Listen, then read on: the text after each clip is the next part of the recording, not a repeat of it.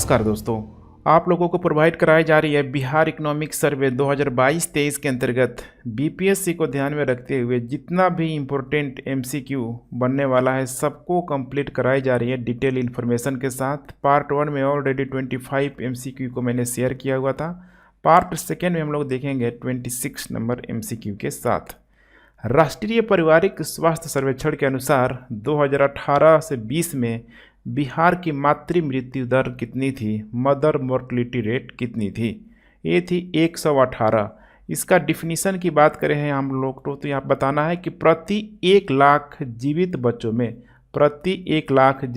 में जो भी बच्चे जन्म लेते हैं उस दौरान बहुत सारी जो माताएं हैं, जो भी महिलाएं हैं, उनकी यहाँ पे मृत्यु हो जाती है। तो यही जो उनकी मृत्यु होती है प्रति 1 लाख जीवित बच्चों में, वही कहलाता है मातृ मृत्यु दर।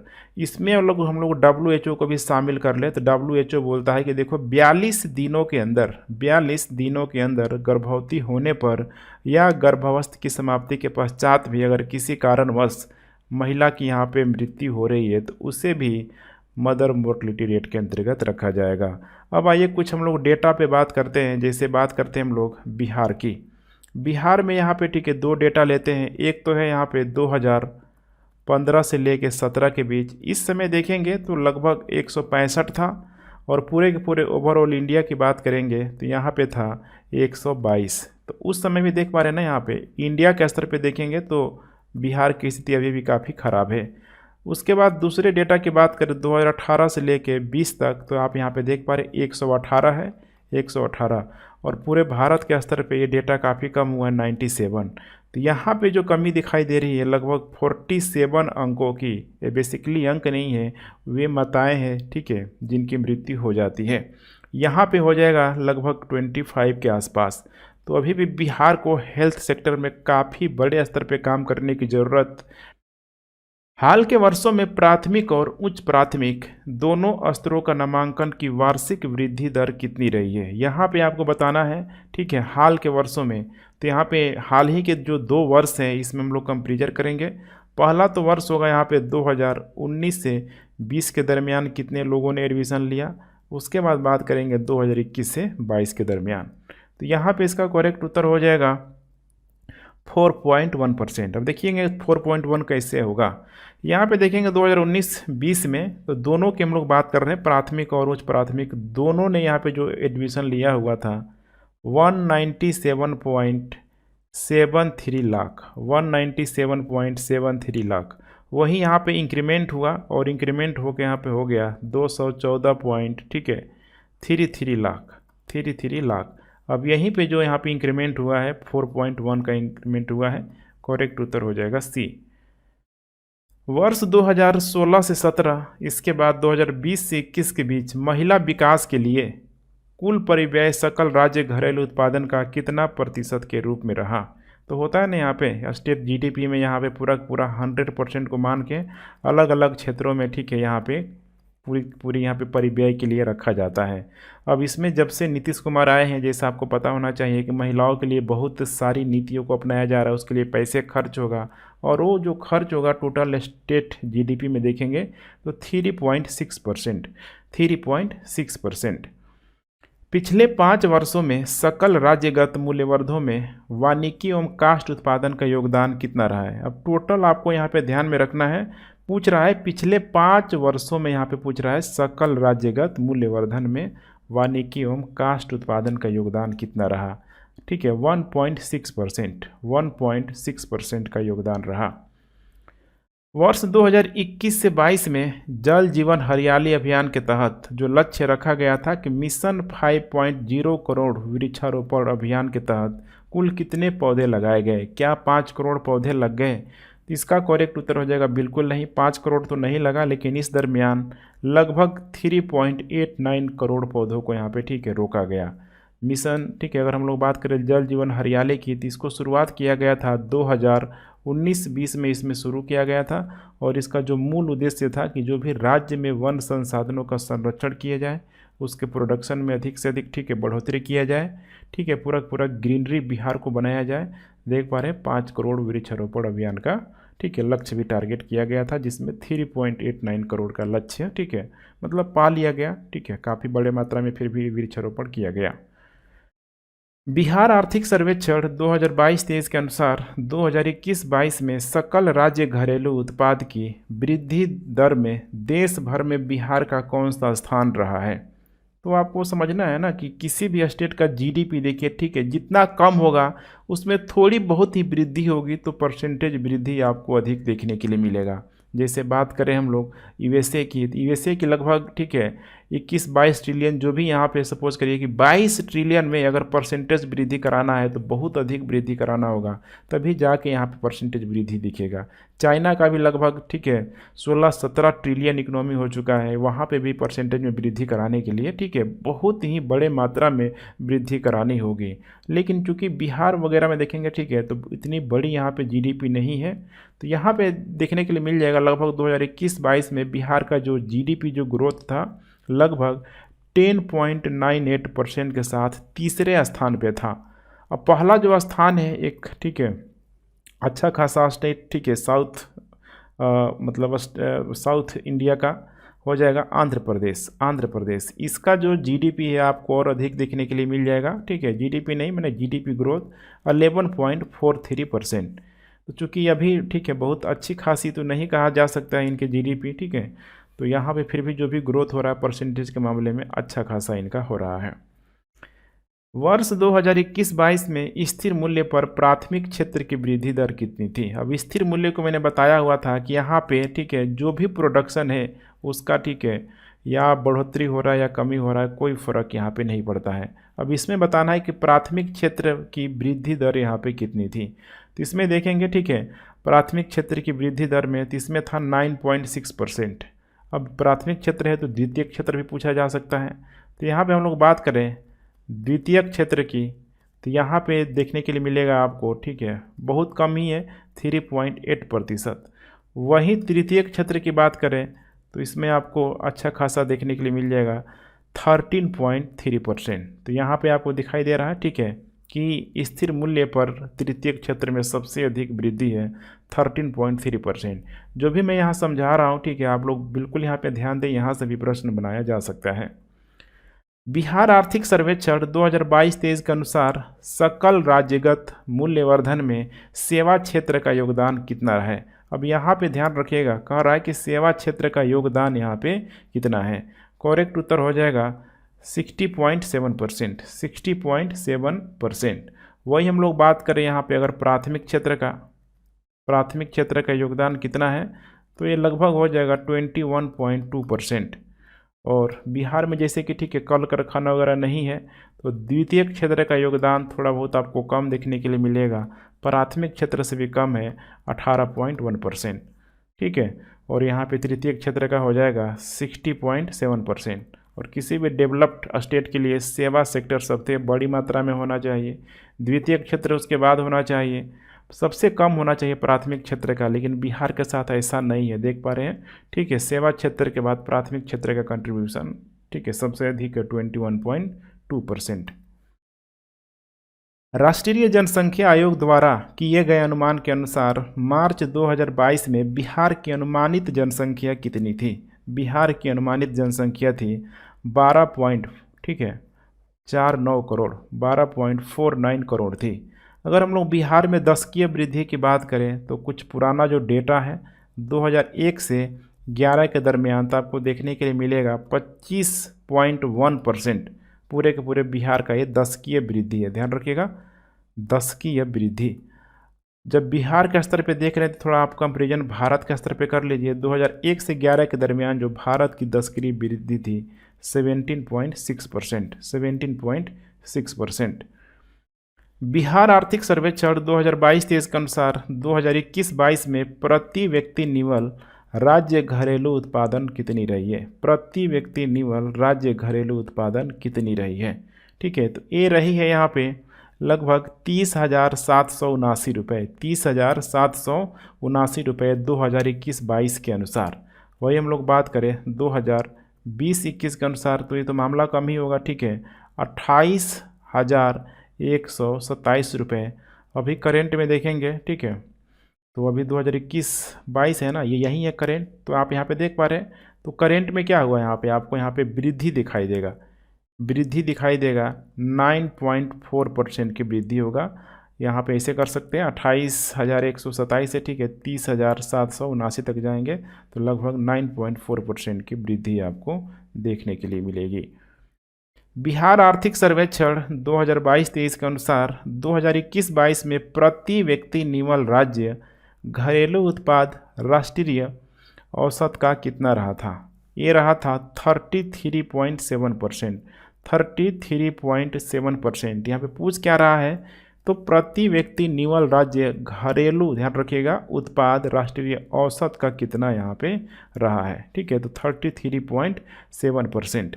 वही हम लोग बात करें यहाँ पे 2020-21 के दरमियान, तो यहाँ पे कितना था, ये लगभग 28,000, मैंने आपको बताया था 127 रुपये, 28,127 रुपये था। अगर पूरा पूरा हम लोग राष्ट्रीय औसत की बात करें भारत के संदर्भ में, ठीक है, राष्ट्रीय औसत यहाँ पे कितना था, 85,110 रुपये। ध्यान रखिएगा, 85,110 रुपये। तो देख पा रहे हैं ना यहाँ पे कि पूरा का पूरा राष्ट्रीय औसत का अब यहाँ पे 85,110 को निकालना है, किसके संदर्भ में, 28,127 रुपये को निकालना है, जो कि रेशियो आएगा लगभग यही 33.7% के आसपास आएगा। बिहार आर्थिक सर्वेक्षण 2022-23 के अनुसार 2021-22 के संदर्भ में निम्नलिखित कथनों में से कौन सा सही है? पहला स्टेटमेंट है, प्राथमिक क्षेत्र की वृद्धि दर संपूर्ण भारत की अपेक्षा बिहार का अधिक रहा। अभी हमने देखा हुआ था बिहार का लगभग, ठीक है, 20% से यहाँ पे अधिक था। तो यहाँ पे आपको समझना है, ठीक है, तो यहाँ पे थोड़ा सा देखने का प्रयास कीजिए।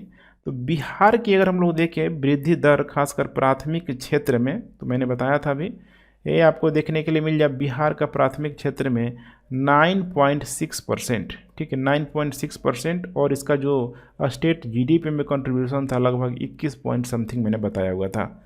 वहीं हम लोग भारत की बात करें यहाँ पे तो ओनली 4.1% होगा।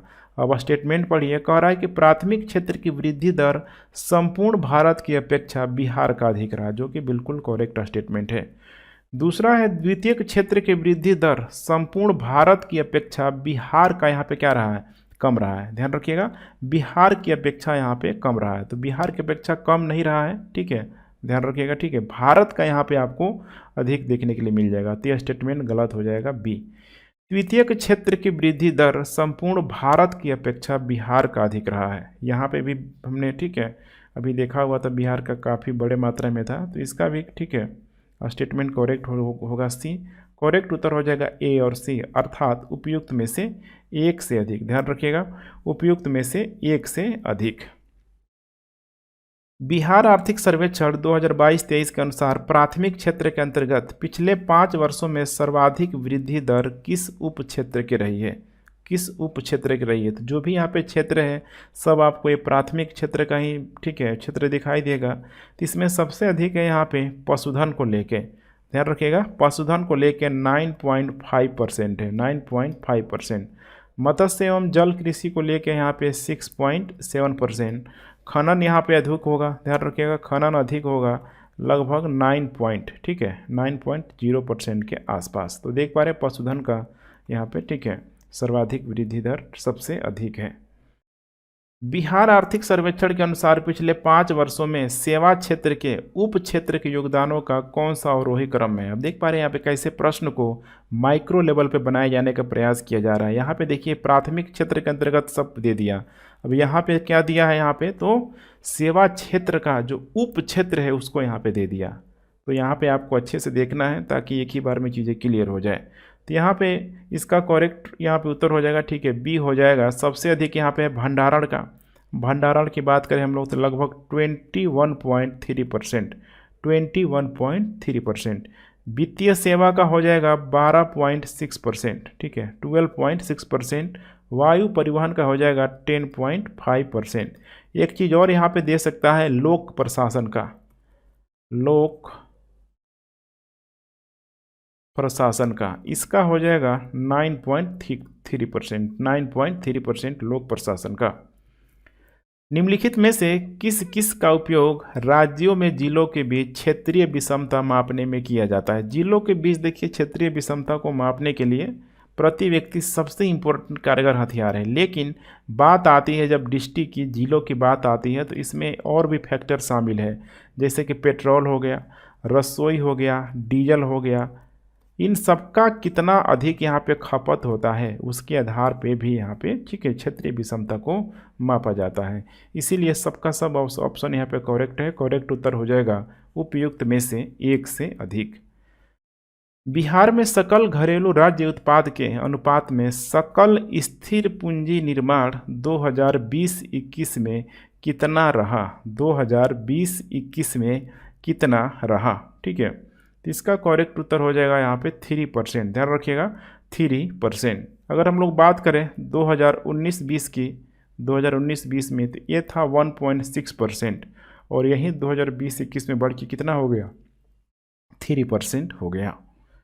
सकल राज्य घरेलू उत्पाद के प्रतिशत में बिहार का राजकोषीय घाटा 2021-22 में कितना रहा। 2021-22 में ध्यान रखिएगा कितना रहा, तो ये रहा है 4.8%। 4.8% यहाँ पे रहा है, ठीक है। कब रहा है तो 2021 और 22 में रहा है, ठीक है। 2021 और 22 में रहा है। अगर हम लोग बात करें 2020 और 21 का तो यहाँ पे कितना था, ध्यान रखिएगा 2020 और ठीक है 21 का, ठीक है, ये रहा 4.8%। यहाँ पे थोड़ा डेटा ठीक है लिखने में मुझे गलत हुआ है, यहाँ पे 4.8 नहीं होगा, ठीक है। यहाँ पे 2021-22 का 3.8% होगा, 3.8% यहाँ पे होगा, ठीक है। तो यहाँ पे 2020-21 में कितना था 4.8। तो यहाँ पे थोड़ा क्वेश्चन को चेंज भी कर सकता है कि 2020-21 के कंपेरिजन में राजकोषीय घाटा 2021-22 का कम हुआ है या अधिक हुआ है। तो देख पा रहे हैं 3.8 है, इसका मतलब 2020 और 21 के कंपेरिजन में क्या हुआ है राजकोषीय घाटा कम हुआ है। तो कभी कभी ये हो जाता है, ठीक है, आपको ध्यान देने की ज़रूरत है। सकल राज्य घरेलू उत्पाद के प्रतिशत में बिहार का राजस्व घाटा 2021-22 में कितना रहा। राजस्व घाटा फिस्कल डेफिसिट की यहाँ पे बात की जा रही है, बहुत ही नॉमिनल है, 0.1% के आसपास, 0.1% के आसपास। सकल राज्य घरेलू उत्पाद के प्रतिशत में बिहार का प्राथमिक घाटा 2021-22 में कितना रहा। ये रहा था 1.7%। यहाँ पे डायरेक्ट ठीक है आपको आंसर करते चलना है। नेक्स्ट 2021-22 में सकल राज्य घरेलू उत्पाद के प्रतिशत में बिहार का कितना प्रतिशत व्यय सामाजिक सेवाओं पर किया गया। डायरेक्ट प्रश्न यहाँ से पूछ लिया जाएगा, ठीक है। तो सामाजिक सेवाओं पे कितना परसेंट यहाँ पे किया गया, ठीक है। ये किया गया है 11.3%। 11.3% सामाजिक सेवाओं पर ये किया गया है, ठीक है, या फिर किया जाएगा। 2021-22 से तो किया गया है। 2021-22 में सकल राज्य घरेलू उत्पाद के प्रतिशत में बिहार का कितना प्रतिशत कर राजस्व से प्राप्त हुआ है। 18.7% सिर्फ और सिर्फ कर राजस्व से प्राप्त हुआ है। बिहार आर्थिक सर्वेक्षण 2022-23 के अनुसार 2021-22 में बिहार सरकार के कुल देनदारी में कितना प्रतिशत लोक ऋण का रहा है। लोक मतलब लोक ऋण का यहाँ पे रहा है, कितना प्रतिशत रहा है, ठीक है। ये रहा है 81.1%। देख पा रहे हैं 81.1%। निम्नलिखित में से यहाँ पे देखते चलिए, राज्यों के लोक देनदारी के कौन से घटक होते हैं। तो लोक देनदारी के जो घटक होते हैं, एक आंतरिक ऋण होता है और दूसरा केंद्र सरकार का ऋण। आंतरिक ऋण और केंद्र सरकार का ऋण। करेक्ट उत्तर हो जाएगा उपयुक्त में से एक से अधिक। 2021-22 में बिहार का राजस्व प्राप्ति में सर्वाधिक योगदान किस मद का रहा है। किस मद का रहा है तो अलौह खनन एवं धातु का। अलौह खनन एवं धातु का सबसे अधिक कंट्रीब्यूशन रहा है यहाँ पे। वर्ष 2021-22 में गेहूं के उत्पादन के मामले में जिले का सही क्रम बताना है आपको। तो सबसे अधिक जो गेहूं है रोहतास में, ठीक है, प्रोडक्शन किया गया था। उसके बाद कैमूर, उसके बाद यहाँ पे हो जाएगा पश्चिमी चंपारण। करेक्ट उत्तर ए। तृतीय कृषि रोड मैप में 2017 से 22 के दौरान राज्यों में फलों के उत्पादन में वृद्धि के लिए किस फलों को चिन्हित किया गया था। तो इसमें कुछ इम्पोर्टेंट यहाँ पे फल है, जैसे कि इसमें आम भी है, लीची भी है, अमरूद है, सब का सब इसमें शामिल किया गया उपयुक्त में से एक से अधिक। यहाँ पे अगर हम लोग बात करें डेटा की, तो जैसे कि रोहतास का हो जाएगा 7.2 लाख टन, 7.2 लाख टन। वही कैमूर में हो जाएगा 3.84 लाख टन, और पश्चिमी चंपारण में हो जाएगा 3.36 लाख टन। ठीक है, इन तीनों ही अगर जिलों की बात करेंगे तो पूरे पूरे राज्य में देखेंगे तो गेहूं उत्पादन का 21% जो हिस्सा था सिर्फ इन 3 ठीक है जिलों से था। तो इसे आप लोग ध्यान में रखेंगे। ठीक है फ्रेंड्स, लगभग 25 क्वेश्चन आज हम लोगों ने और कंप्लीट कर लिया। बचा हुआ है लगभग ठीक है 100 के आसपास, तो उसको भी पार्ट वाइज हम लोग कंप्लीट करते चलेंगे। अपना फीडबैक देते रहें। Thanks for watching. ठीक है, जय हिंद।